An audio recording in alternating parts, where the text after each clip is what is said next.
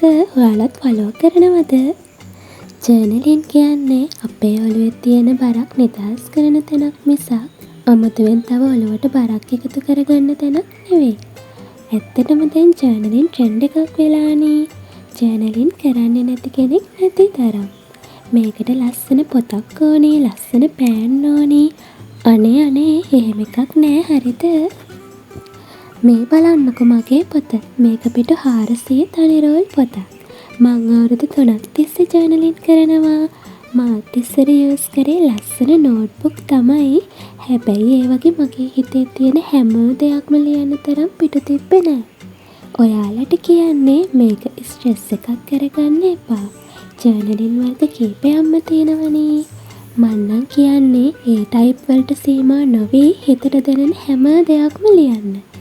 මගේ පොතේ මම බුලට් ජර්නල්, ජන්ක් ජර්නල්, ග්‍රැටිටියුඩ් ජර්නල් වගේම ඩෙයිලි වෙන දේවල් ඩයරි එකක් විදියටත් ලියනවා.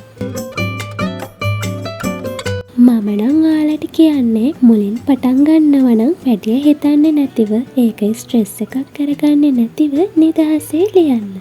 නැතිනම් මේක ටිකටම කරගෙන යන්න අමාරු වෙයි. පොරොත්තුක් කරගන්න.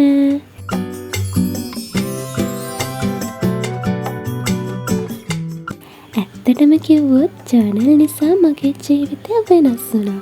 ඉස්සර ඔහේ වෙලාව යනවා, දවස් යනවා. ඇත්තම කිව්වොත් අද දවස කවදද කියලාවත් මතකයක් තිබ්බේ නැති තරම්. ඒත් දැන් දවසින් දවස ජීවත් වෙන්න පටන්ගෙන ඒ දවස් ගෙවිලා යන විදිහ, ඒ අතර මං කරන කියන හැම දෙයක්ම මට හොඳට මතකයි. ඇත්තටම මං දැන් ජීවත් වෙනවා. ඔයාලට කියන්නේ මේකට ලොකු වෙලාවක් ගන්න, ලස්සන දේවල් හොයන්න, රූප අඳිනවා කියලා ඒව ලස්සන කරගන්න කියලා වෙනම ස්ට්‍රෙස් එකක් ගන්න නැතිව නිදහසේ ලියන්න. නිදහසේ ජීවත් වෙන්න.